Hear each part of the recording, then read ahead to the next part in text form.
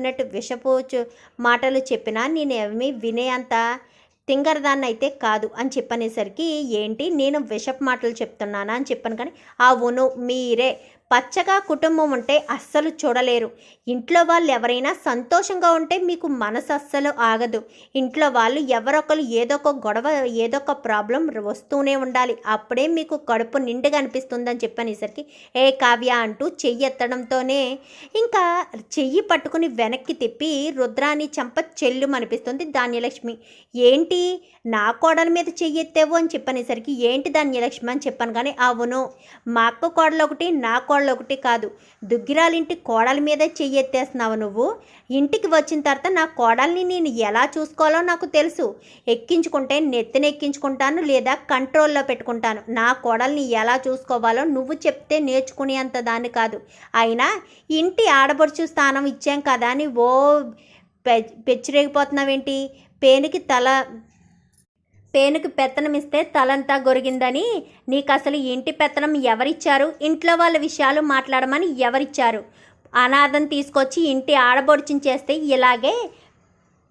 ఇలాగే ఉంటుంది. అయినా నా కోడలనే హక్కు అధికారం నీకేముంది? పెత్తనం ఇస్తే ఇస్తాము లేదా ఎలా చూసుకోవాలో అలా చూసుకుంటాము. మా ఇంటి కోడల్ని అలా చూసుకోమని ఎలా చూసుకోమని నువ్వు చెప్పే హక్కు అధికారం నీకు లేదు. ఇది దుగ్గిరాలింటి కోడళ్ళకి అత్తగారులకి ఉన్న సమస్య, నీకు సంబంధం లేదు. నువ్వు కేవలం పెట్టింది తిని నోరు మూసుకొని ఒక మూలను పడుండడం తప్ప అంతకు మించి నీకు వేరే ఆప్షను లేదు. ఇంట్లో ఆస్తులు వస్తాయి, ఇంట్లో వాళ్ళు వెళ్ళిపోతే నీకు హక్కులు వస్తాయి అని అనుకుంటున్నావేమో. ఆస్తి ఇవ్వనని మామయ్య గారు ఎప్పుడో తెగేసి చెప్పారు. నువ్వు ఆస్తి కోసమే ఇదంతా చేసి కుటుంబాన్ని రెండు ముక్కలుగా విడగొట్టాలని చూస్తున్నావేమో. అది ఎప్పటికీ జరగదు.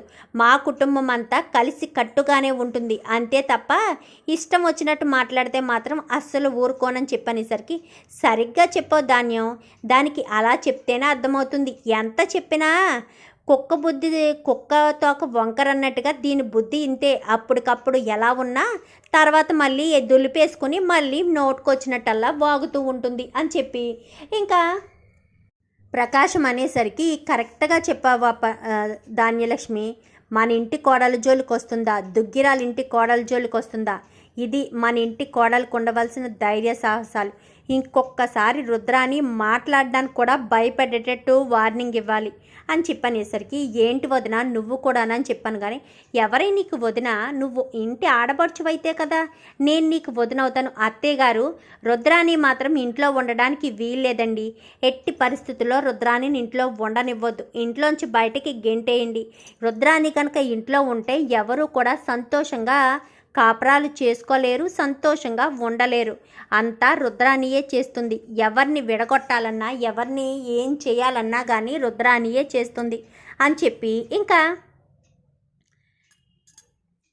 అపర్ణ మాట్లాడేసరికి, అదేంటమ్మా అలా మాట్లాడతావు అని చెప్పి, ఇంకా కళ్యాణ్ అనగానే, అవునరా రాజు అనగానే, అలానే చేయాలి మీ అత్తకు ఎంతో చెప్తున్నా బుద్ధి జ్ఞానం లేకుండా నోటుకొచ్చినట్టల్లా మాట్లాడుతుంది. మాట్లాడొద్దు అని ఓ పక్క నుంచి చెప్తున్నా పట్టించుకోకుండా నోటుకొచ్చినట్టల్లా మాట్లాడుతుందంటూ ఇటు అపర్ణ అటు ధాన్యలక్ష్మి ఎవరికి వాళ్ళే రుద్రానికైతే దిమ్మ తిరిగే షాకిస్తారు. చూద్దాం రాబోయే ఎపిసోడ్స్లో ఏం జరుగుతుందో. వీడియో నచ్చితే లైక్ చేయండి, ఛానల్ని సబ్స్క్రైబ్ చేసుకోండి, పక్కనే ఉన్న బెల్ సింబల్లో ఆల్ పై క్లిక్ చేయండి. ఇలా చేయడం వల్ల అందరికంటే ముందుగా చూడవచ్చు.